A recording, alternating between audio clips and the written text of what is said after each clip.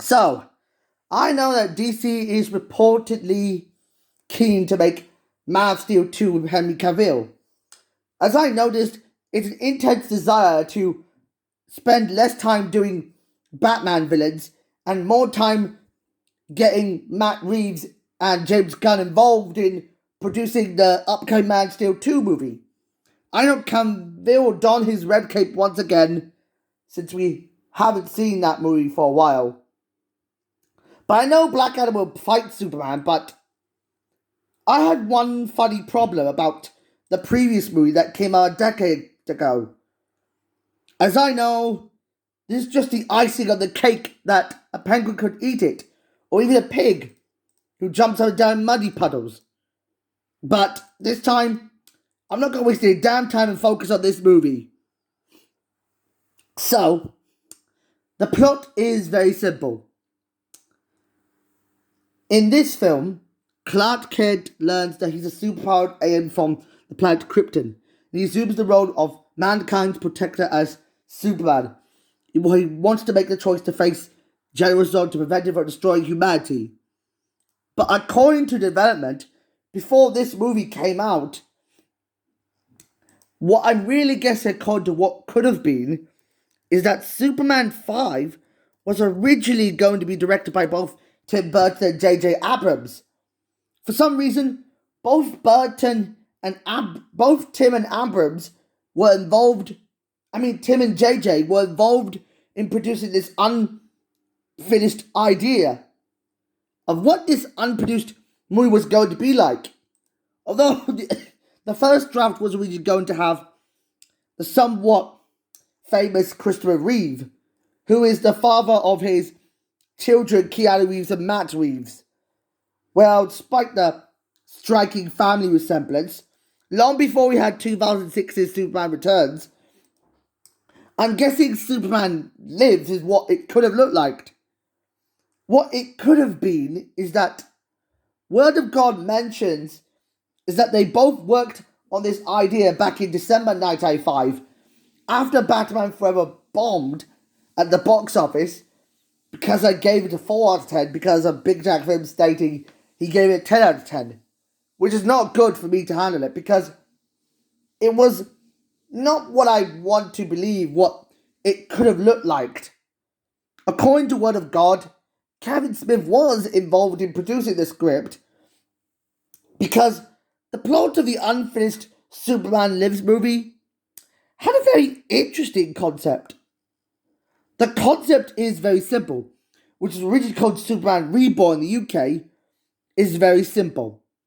It's based on the death of Superman storyline, which evolves around Clark Kent. It takes place in modern day Metropolis, where now adult Superman tries to stop a bank robbery. But in that evening, he meets Lois Lane in the Daily Planet building is seen reminiscent to that of Kevin Smith's draft. But what Lois doesn't know of his dual identity is Clark Kent. But it's established that he's in danger, and Lex Luthor is on the verge of discovering it. But this time, he teams up with Brainiac to perform some sort of a villainous example of the fusion dance. This time, it would take the form of Lexiac. However, to make things even worse, Superman is unable to stop the dynamic duo trying to steal the orange kryptonite from him. As a result of this, he suffers PTSD from the destruction of Krypton, and he has a nervous breakdown, unable to cope his dual identity, creating some sort of a split personality. However, he would succumb to being hallucinated. Of what happens? To make things even more complicated, in the next part of this movie, it would have been about Jimmy Olsen, Lois's best friend Jimmy, reviving Superman in a black suit after everyone thought Superman died of PTSD-related trauma-like disease. Well, despite the hideously infectious moment, what gobbled Superman the most, what really grinds his gears, is that Superman was originally going to wear a black suit that it mostly would have revolved around Superman trying to confront Doomsday, who was responsible for thinking he killed him. But, however, to make it more crazier, it gets complicated as a giant robot spider piloted by Lexiac is causing Superman to discover why he's on the verge of being bitten by his radioactive senses that will tinkle his DNA within the molecules of his entire body. However, on the onslaught of this craziness, this movie would have come out in 1988. But after that, it just got scrapped into the drawing board and was recycled into a movie starring Will Smith. In what I'm mentioning, it was Wild Wild West. For some reason, Wild Wild West was based on that unproduced Superman 5 movie. In what I'm guessing, I'm not going to talk about Slapgate for a while.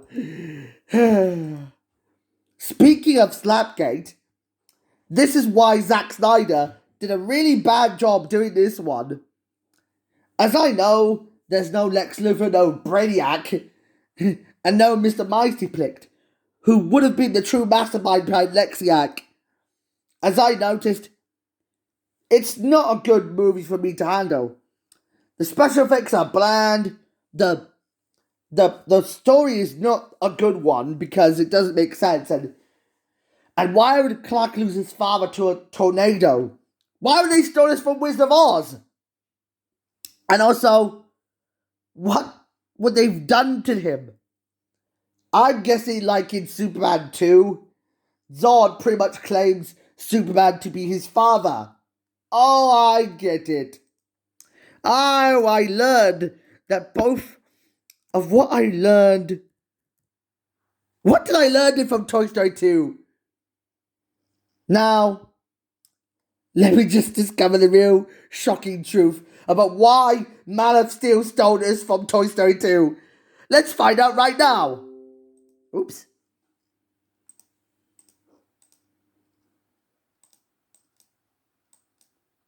Surrender us, Reggie. I have won. I'll never give in. You killed my father. No, Rex. I am your father. Oh my god. Why would they do this? This doesn't make sense. What a coincidence that was stolen from a superhero movie. I know it's hilarious that I got mixed reviews. They praised the action sequence, the cinematography, the visual effects, but I criticized it because this serious tonal approach, its pacing is bad. And it came out on June 10th, 2013, and it had a budget of $258 million, and it only grossed at $668 million. All I can say is, this is a disgrace to an origin story that we all know and love. I know this was the final DC film to be co-financed by Legendary Pictures, as I know that this will be the final nail on Superman's coffin. As I know it reached the Oscars and it lost to Frozen for some reason.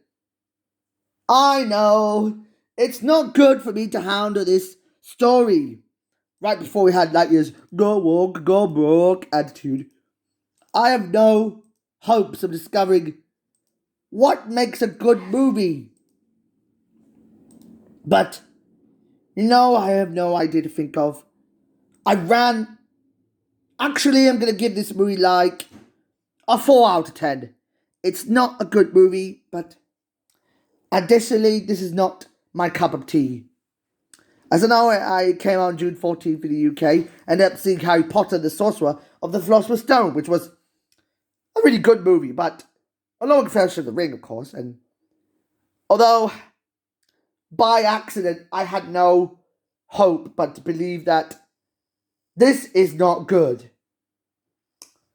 I know a proper sequel may be in development, but this is not what I want to see.